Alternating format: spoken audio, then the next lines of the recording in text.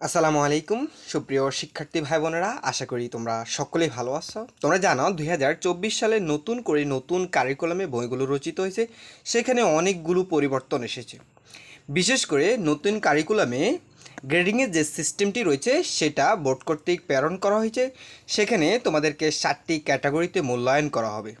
আমি যদি বিষয়টি তোমাদেরকে দেখাতে চাই, শুরু থেকে প্রারম্ভিক হচ্ছে 0 থেকে 32, এটা হচ্ছে প্রারম্ভিক। 33 থেকে 39, এটা হচ্ছে বিকাশমান। 40 থেকে 49, এটা হচ্ছে অনুসন্ধানী। 50 থেকে 59, এটা হচ্ছে সক্রিয়। 60 থেকে 69, এটা হচ্ছে অগ্রগামী।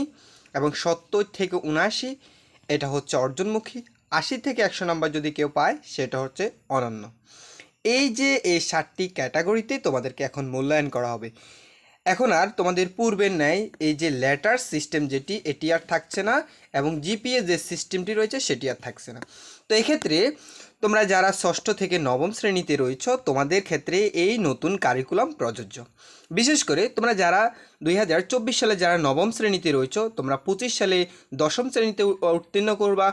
এর পরবর্তী বছর অর্থাৎ 2026 সালে গিয়ে তোমরা এসএসসি পরীক্ষা দিবা। তখন তোমাদের এই গ্রেডিং সিস্টেমের ক্ষেত্রে তোমাদের এই সিস্টেমগুলো অনুসরণ করা হবে। তখন তোমাদের লেটার গ্রেড এবং জিপিএ আর থাকবে না। এবং একটা বিষয় হলো, তোমরা যদি কোনো পরীক্ষাতে ও এসএসসি পরীক্ষাতে তোমরা যদি 2 বিষয়ে ফেল করো, তবেও তোমরা কি কৃতকার্য হবে, অর্থাৎ পরবর্তী শ্রেণীতে বা কলেজে তোমরা ভর্তি হওয়ার সুযোগ থাকবে। এক্ষেত্রে তোমরা যদি কোনো বিষয় বা 2টা বিষয় ফেল করো, কোনো সমস্যা নেই, তোমরা পরবর্তী শ্রেণীতে কৃতকার্য হবা। এই সিস্টেমটি সরকার চালু করেছে। তোমাদের কাছে এই সিস্টেমটি কেমন লাগলো অবশ্যই কমেন্ট করে জানাবা। আর আরেকটা বিষয়, তবে তুমি যে 2 বিষয় ফেল করবা, ওই বিষয়টি তোমাকে পরবর্তী শ্রেণীতে উত্তীর্ণ হওয়ার পরেও তোমাকে ওই বিষয়গুলোর পরীক্ষা দিতে হবে। ধরো তুমি কলেজে ভর্তি হয়ে গেছো, এখন তোমার কাজ কি, তুমি কলেজের বইগুলো পড়বা। এর পাশাপাশি তুমি যে 2 বিষয় ফেল করছো সেই 2 বিষয়ের এক্সাম কিন্তু তোমার এসএসসি পরীক্ষার্থীদের সাথে ওই ছোট অর্থাৎ তোমার নিচের ক্লাসের যে পরীক্ষার্থী ভাই বোনেরা থাকবে তাদের সাথে তোমাকে আবার ওই 2 বিষয় পরীক্ষা দিতে হবে তোমাকে, অর্থাৎ দিয়ে তুমি কি করবা, তখন পাস করবা।